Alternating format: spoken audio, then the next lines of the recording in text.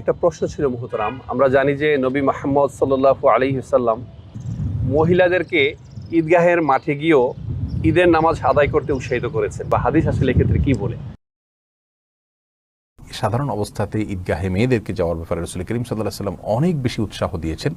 এমনকি যে সমস্ত মেয়েদের ওড়না নাই, তারা অন্য বড় ওড়নাওয়ালা মেয়েদের ওড়নার ভেতরে মাথা লুকিয়ে আসার জন্য রাসূল করিম সাল্লাল্লাহু আলাইহি ওয়াসাল্লাম বলেছেন। তারা যারা মাসিক অবস্থায় রয়েছেন তাদেরকে ওই অবস্থায় আসতে বলেছেন, এবং এসে তারা ঈদের সালাত আদায় করবে না, কিন্তু দোয়াতে জিকিরে শামিল হবে, আনন্দে শামিল হবে, সে নির্দেশ করেছেন। অর্থাৎ মেয়েদেরকে ঈদের সালাতে আসতে বলা হয়েছে। পুরুষরা যেভাবে ঈদের সালাত আদায় করবেন ঠিক একইভাবে মেয়েরাও ঈদের সালাত আদায় করবেন। বিষ্ণু ইসলাম বলেছেন, ঈদের নামাজে যখন তোমরা যাবে, নারীদেরকে, বাচ্চাদেরকে, ফ্যামিলির সবাইকে নিয়ে যাবে, কাউকে ঘরে রেখে যাবে না।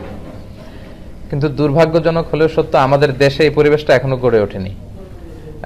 জাতীয় ঈদগাহ ময়দান, বাইতুল মোকাররম সহ দুই একটা জায়গায় হয়তো নারীদের ঈদের সালাতের সিকিউরিটির সাথে ব্যবস্থা রাখা হয়, কিন্তু পুরো দেশব্যাপী এটা আমাদের গড়ে ওঠেনি।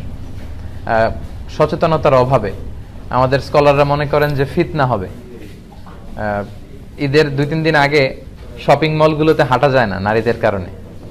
তারপর রাস্তাঘাটে, তার পয়লা বৈশাখে আমাদের বোনরা ঠিকই সেলিব্রেট করে, বাট ঈদের ক্ষেত্রে কিন্তু আমাদের বঞ্চিত করা হয়, বলা যে মসজিদে যাওয়া যাবে না, ফিতনা হবে। তো এটার ব্যাপারে সচেতনতা দরকার, এবং তাদেরকে একটা সুন্দর সিকিউর প্লেস করে দেওয়া দরকার যাতে করে তারা যেতে পারে।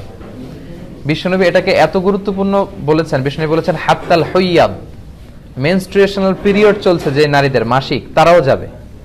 কারণ তারা এটা থেকে বঞ্চিত হবে কেন?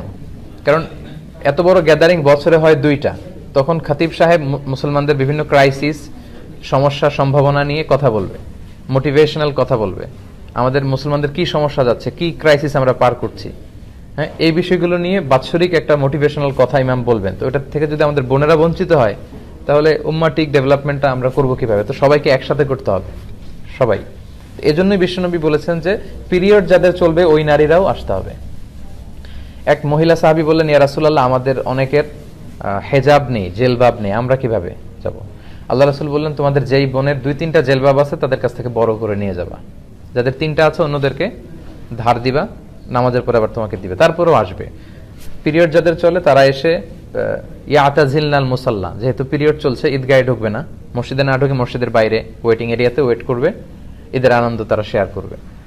ওয়াশতারিকনা দাওয়াতাল মুসলিমিন, ইমাম সাহেবের দোয়া, মুসলমানদের দোয়াতে শরীক হবে।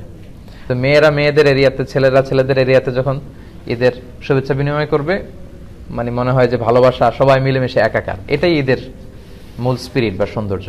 মহিলাদের ঈদের নামাজ জায়েজ কিনা? জায়েজ মানে কি? ঈদের নামাজ যাওয়াটা সুন্নাহ, মহিলাদের ঈদের নামাজ যাওয়াটা